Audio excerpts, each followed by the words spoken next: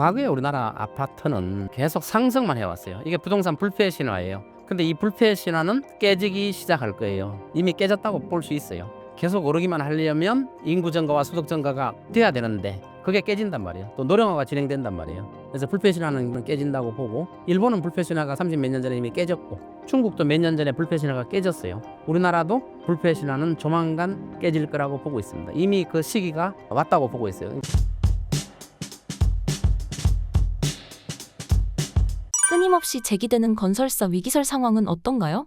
경기 침체가 지금 사실상 온 거나 마찬가지고, 그동안에 이제 PF 문제나 또 건설회사 이런 문제들은 정부에서 많이 막고 있었죠. 이런 것들이 터지지 않도록 노력도 많이 했고, 또 터지지 않도록 뭐 링게를 꼽은 상태다, 저는 이렇게 보고 있거든요. 지금 뭐 건설사도 굉장히 어렵잖아요. 금년 2달만 해도 지금 종합건설사만 100개 넘게 문을 닫았고, 또 전문건설업도 600개 넘게 문을 닫았어요. 지금 건설사가 계속 무너지고 있는 중이고, 또 재무 건전성을 한 부채 비율을 200% 정도로 보거든요. 200% 정도가 넘으면 재무 건전성이 훼손됐다, 이렇게 보고 있거든요. 지금 부채 비율이 200개 넘는 건설회사들이 지금 우리가 이름만 되면 알 수 있는 뭐 GS라든가 태영이라든가 뭐 롯데라든가 이름만 들으면 알 수 있는 굵직한 회사들이 다 200%가 넘어요. 어떤 회사는 부채 비율이 800%가 넘어요. 내 자산보다 8배가 많은 빚을 지고 있다는 소리죠. 그렇기 때문에 이런 건설회사들이 과연 버틸 수 있겠느냐. 그동안에는 이제 정부에서 무너지지 않도록 많은 보호 조치를 취했지만, 이제 정부에서도 더 이상 손쓰지 못할 지경에 올 수도 있는 거고,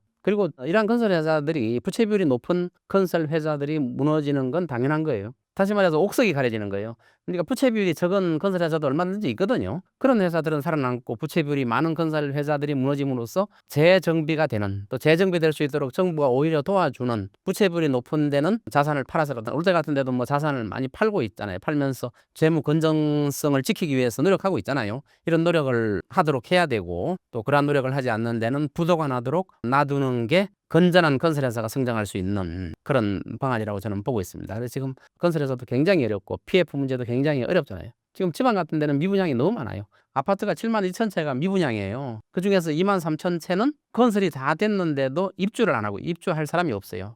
23,000채는. 그러니까 건설회사가 온전할 리가 없지요. 그리고 이미 분양이 다 된데도, 계약금을 낸데도 중도금을 뭐 연체한다든가, 또 잔금을 못 낸다든가, 이런 분들이 또 속출하고 있단 말이에요. 건설회사가 굉장히 어려운 지경에 놓여 있죠. 지금 글로벌 환경이 경기 침체로 자꾸 가고 있는 상태에서는 부채 비율이 높은 건설회사는 온전하지 못할 거라고 저는 보고 있습니다. 앞으로 부동산 시장이 계속 어두울 것으로 전망하시나요? 어떤 분들은 공급이 부족하니까 앞으로 오를 것이다, 이렇게 보는 분들도 있거든요. 근데 지금 수요도 부족해요. 수요도. 부동산 값이 오르려면 과거 우리나라 개발도상기처럼 인구도 계속 늘고, 또 소득 수준도 계속 늘어야 되거든요.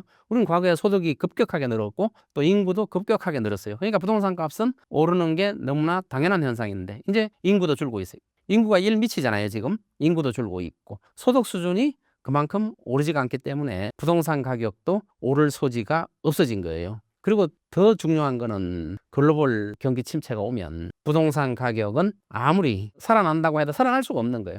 그리고 부동산 시장은 한번 또 침체되고 한번 죽어야 다시 살아나거든요. 그래서 한번 침체가 돼야, 세계 경제도 마찬가지예요. 한번 침체가 되고 나서 다시 건전하게 성장할 수 있는 길이 마련되는데, 우리나라는 2022년도에 한번 부동산 가격이 하락한 적이 있었어요. 22년도에. 얼마 되지 않죠. 강남 아파트도 막 30% 하락한 적이 있죠. 그때 정부에서 온갖 정책을 펴서 대출을 몇십조 원을 풀어가지고 부동산 가격 하락을 막았단 말이에요. 그때 막지 말고 2, 3년 동안 떨어지게 놔두면, 반값 이하로 떨어지게 놔두면 건전한 부동산 시장이 형성될 수 있는 그런 기회가 있었는데도 불구하고 정부에서 틀어막아가지고 1년 만에 다시 상승 기조로 만들어버렸어요. 이거는 굉장히 안 좋고, 거품을 연장시키는 효과를 가져왔기 때문에, 이 거품이 한번 터지면 더 큰 경기 침체와 더 장기 저성장을 가져올 수 있고, 침체 기간을 더 길게 만들어가는 상태로 갈 수 있기 때문에 거품을 너무 크게 키워왔어요. 그래서 잘못하면 거품을 먹고 우리가 죽을 수도 있는 그런 상태까지 왔다, 이렇게 보고 있습니다. 현재 부동산 대출 규제 상황과 이것이 향후 집값에 미치는 영향은 무엇인가요? 글로벌 경기 침체가 오면은 집값은 많이 하락하겠죠. 많이 하락. 우리나라 같은 경우는 지방은 이미 하락한 상태고, 또 미분양도 많이 생기고 오르지도 않기 때문에, 서울의 일부 지역도 이제 경기 침체가 2년, 3년 장기화되면 강남의 핵심 지역도 반값 이하로 저는 떨어진다고 보고 있어요. 이 침체가 지속되면. 근데 문제는 글로벌 환경에서 경기 침체가 얼마나 지속되느냐가 문제예요. 이게 2, 3년 만에 끝나면 되는데 10년, 20년, 일본처럼 30년 갈 수도 있거든요. 그러면은 장기적인 디플레이션으로 갈 수도 있다는 거예요. 자산 가치가 하락하고 소비가 감소하고 고용률이 하락하고 이렇게 되면 실업률이 증가하고 이런 상태가 장기적으로 올 가능성도 있단 말이에요. 그래서 지금 트럼프 행정부의 지금 관세 정책을 우리가 잘 대응을 해야 되는데 지금 세계 각국에서는 관세를 지금 상호 관세를 매겼잖아요. 나라마다 다 달라요. 그러니까 관세가 높은 데는 미국의 대통령하고 통화도 하고 있는데 우리나라는 아직 정비가 안 됐기 때문에 우리나라가 지금 피해를 더 많이 보고 있는 게 아닌가 이렇게 보고 있습니다. 빨리빨리 우리나라도 정리가 돼가지고 미국하고 협상해서 관세율을 낮추는 방향으로 가는 게 옳지 않을까 이렇게 보고 있습니다. 만약 새 정권이 집권한다면 부동산 시장은 어떻게 변하게 될까요? 2달 있으면은 대선이 있고 새 정부가 들어서는데 과거에 보면은 진보 정부가 들어설 때는 집값이 많이 오른다 뭐 또 보수 정부가 들어서면 집값이 안정된다 이런 말들이 있는데 시기의 문제라고 봐요. 진보 정부든 보수 정부든 과거에는 개발도상국이에요. 그거는 어떻게 할 수가 없어요. 인구가 증가하고 소득이 증가하는데 집값이 오를 수밖에 없죠. 부동산 값이 오를 수밖에 없는 상황이라고 봐요. 근데 이제 새로운 정부가 들어설 때는 장기 저성장 상태란 말이에요. 그러니까 집값을 오르기가 굉장히 어려워요. 그렇다고 해서 정부에서 집값 부양 정책을 또 쓴다면 이것도 새로운 거품을 또 만들어낼 수 있단 말이에요. 시장은 부동산 시장에 그냥 맡겨놔야 돼요. 시장이 흘러가는 시장 시스템에 맡겨놔야 건전한 부동산 시장이 형성되고 앞으로 부동산 시장 폭등하고 거품이 많이 생기고 이런 것들은 우리나라 경제 환경에서는 나타나지가 않아요. 나타나려면 어떻게 해야 돼요? 인구가 증가해야 되고 소득이 증가해야 되고 그래야만 부동산 값이 지속적으로 상승하죠. 과거처럼. 그래서 과거에는 뭐 진보 정부가 들어서든 보수 정부가 들어서든 부동산 값 상승이 지속적으로 유지되어 온 이유가 바로 개발도상국이기 때문에 그런 현상이 나타났다는 거죠. 앞으로는 인구가 줄고 또 노령화되고 이런 상태에서는 부동산 가격이 상승이 어려운 국면에 맞이할 것이다 이렇게 보고 있고 새로운 정부에서는 집값이 좀 하락한다고 하더라도 그것을 막기 위해서 어떤 정책을 피는 것은 바람직하지 않다 이렇게 보고 있습니다. 시장 기능에 맡겨두는 게 훨씬 더 시장이 잘 돌아가고 건전한 시장이 저는 형성될 거라고 보고 있습니다. 부동산 양극화 문제의 상황과 원인은 무엇인가요?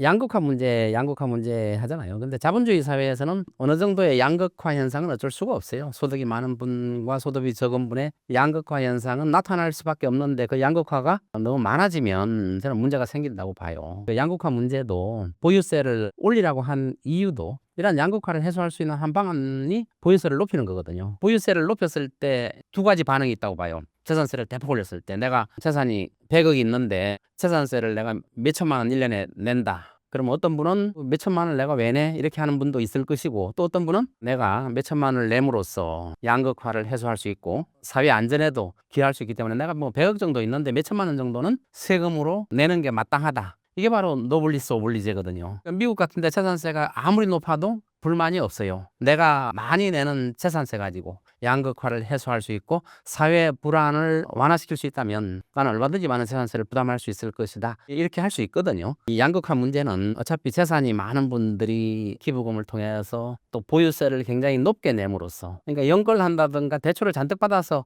보유세를 많이 낼 수는 없잖아요. 재산세를 많이 올리면 어떤 좋은 점을 가지고 있냐면은 집값 오르는 걸 반가워하지 않아요. 집까지 있는 분들이. 집값이 오르면 오를수록 보유세만 올라가는 거거든요. 그래서 집값 오르는 걸 반가워하지 않기 때문에 집값은 안정화될 수밖에 없어요. 양극화 문제는 아까 재산세를 강화함으로써 양극화가 저는 해소될 수 있다고 봐요. 그래서 집을 비싸게 주고 사시는 분들은 나는 이 정도 재산세를 각오하고 사는 거 아니에요. 그렇기 때문에 양극화를 해소할 수 있는 한 방안이 보유세의 강화라고 저는 보고 있습니다. 영끌 쪽과 같이 빚을 내서 집을 사는 현실이 불러올 후폭풍은 어떤가요? 부동산 붐이 일다 보면 또 거품이 거품으로 느껴지지 않고 앞으로 계속 오를 것이다 이렇게 판단하는 분들은 연끌을 하거든요. 있는 돈 없는 돈 다 끌어서 대출을 받아서 집을 사거든요. 강남에도 그런 분들이 있어요. 있는 돈 없는 돈 다 끌어서 사는 분들이 있거든요. 강남의 아파트는 어차피 대출이 안 돼요. 그렇기 때문에 현금으로 사든가 다른 데서 사업자 대출을 받아서 살 수밖에 없거든요. 그래서 무리하게 대출을 받아서 사는 분들은 앞으로 부동산 가격이 상승은 힘든 상태고 또 경기 침체 상태가 오기 때문에 부동산 값은 하락하는데 연끌이나 또 대출을 많이 받으신 분들은 굉장히 어려운 지경에 놓일 거란 말이에요. 경매로 쏟아져 나올 수도 있다는 거죠. 그렇기 때문에 만약에 현금으로 산 분들은 자산 가치의 하락으로 끝나지만 대출을 많이 받아서 사신 분들은 전 재산을 다 잃게 되는 이런 상태가 오기 때문에 특히 연끌로 사는 것은 굉장히 자제해야 되지 않나 이렇게 보고 있습니다. 한국 사회에 퍼진 아파트 불패 신화에 대해 어떻게 생각하시나요? 대출을 많이 받아서 부동산을 사는 건 투자의 한 방편이거든요. 근데 과거에 우리나라 아파트는 계속 상승만 해왔어요. 이게 부동산 불패 신화예요. 근데 이 불패 신화는 깨지기 시작할 거예요. 이미 깨졌다고 볼 수 있어요. 계속 오르기만 하려면 인구 증가와 소득 증가가 돼야 되는데 그게 깨진단 말이에요. 또 노령화가 진행된단 말이에요. 그래서 불패 신화는 깨진다고 보고, 일본은 불패 신화가 30 몇 년 전에 이미 깨졌고, 중국도 몇 년 전에 불패 신화가 깨졌어요. 우리나라도 불패 신화는 조만간 깨질 거라고 보고 있습니다. 이미 그 시기가 왔다고 보고 있어요. 부동산 불패 신화, 부동산은 사기만 하면 오른다, 아파트는 사기만 하면 오른다, 이런 신화는 앞으로 저는 없어질 걸로 보고 있습니다. 물론 강남이나 최고 중심지는 제일 늦게 떨어지겠죠. 경기 침체가 오더라도 2, 3년은 버틸 수 있겠죠. 그러나 그 장기화되면, 저는 경기 침체가 장기화될 수도 있다고 보는데, 장기화되면 중심지 집값까지 반값 이하로 폭락할 수밖에 없는 상황이 올 수 있기 때문에 저는 이런 걸 대출받아 사는 분들은 굉장히 어려운 상황이 도래할 거다, 이렇게 보고 있습니다. 그래서 부동산 불패 신화는 이제 아시아가 다 끝났잖아요. 일본 끝났지. 그다음에 중국 끝났죠. 홍콩 지금 아파트 반값 이하로 떨어졌잖아요. 나라가 다 끝나가는 거예요. 우리나라만 아직 안 끝났어요. 우리나라는 아직도 끈질긴 민족이라서 아직까지 버티는 건데 결국은 올 수밖에 없어요. 그래서 아시아 전체가 폭락 상태가 계속 도미노처럼 무너져가고 있는 상태라고 저는 볼 수 있습니다.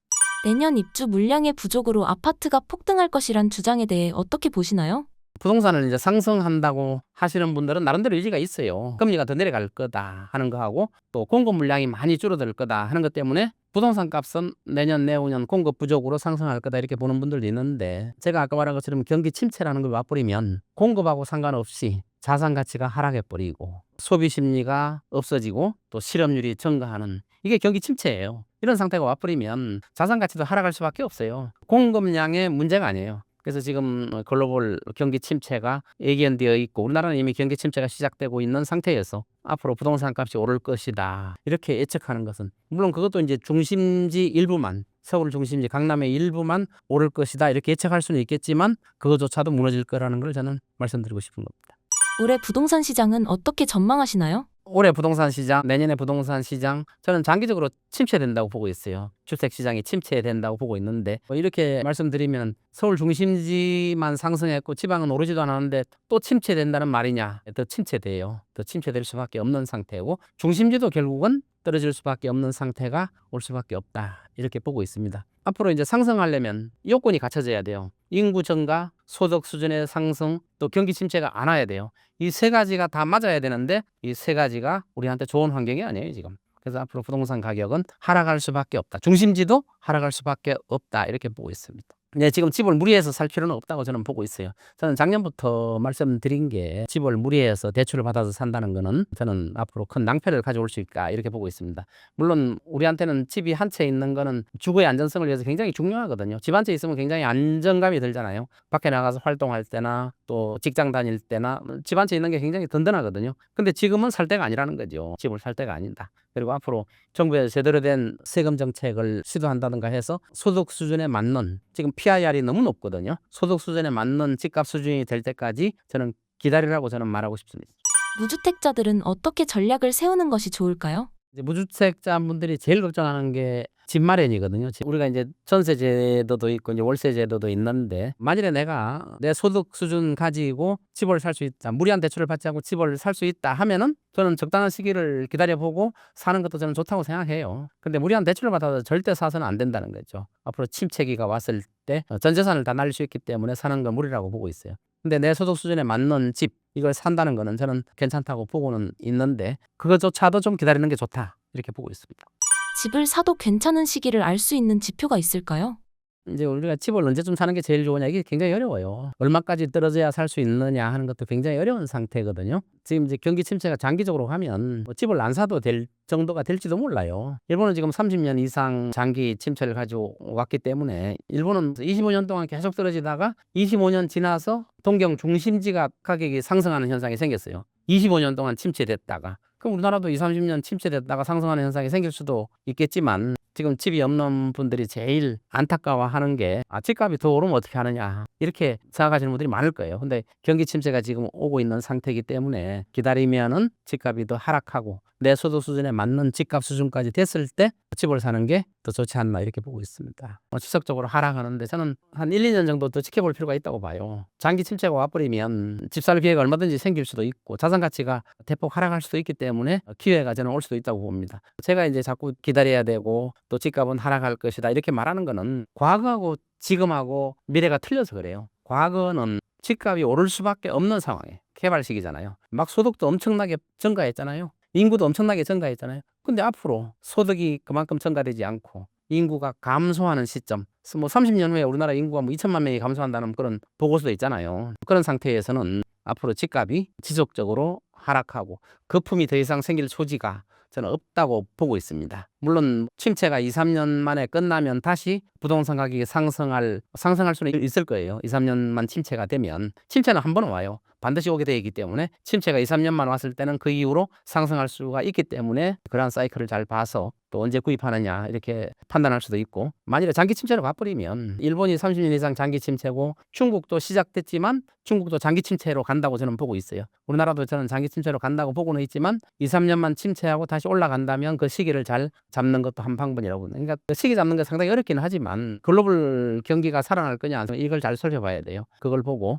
경기 침체가 장기화될 것이냐 한 2, 3년 침체로 끝날 것이냐 이걸 판단해서 집 사는 시기를 정하는 것도 괜찮을 것 같습니다. 경기 침체를 준비하며 자산 관리를 어떻게 해야 할까요? 총자산의 한 70% 이상이 부동산이거든요. 미국이나 일본 같은 데는 총자산의 70% 이상이 주식이에요. 우리나라하고 좀 틀리죠. 그래서 미국 같은 데는 주식시장을 살리기 위해서 정부에서 엄청난 노력을 하죠. 주가를 떨어뜨리지 않기 위해서 엄청난 노력을 하고 있고, 우리나라는 부동산이 70%니까 부동산값 떨어뜨리지 않기 위해서 엄청난 노력을 하고 있죠. 경제 성장 자체가 부동산값 올리는 게 성장이라고 보고 있으니까.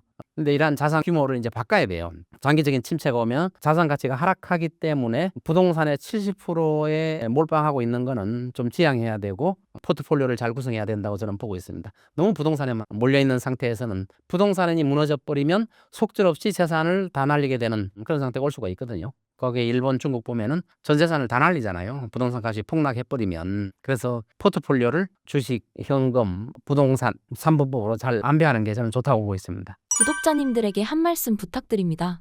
네, 오늘 신사임당 구독자 여러분 이렇게 만나뵈서 반갑습니다. 우리나라 부동산 시장 또 글로벌 시장 환경 굉장히 안 좋죠. 여러분들이 피부로 느끼고 있죠. 이러한 상황에서 사실 장래를 예측한다는 것은 우리 굉장히 어려울 수도 있지만 이러한 점에 대해서 제가 제 나름대로 느끼는 점을 말씀드렸습니다. 감사합니다.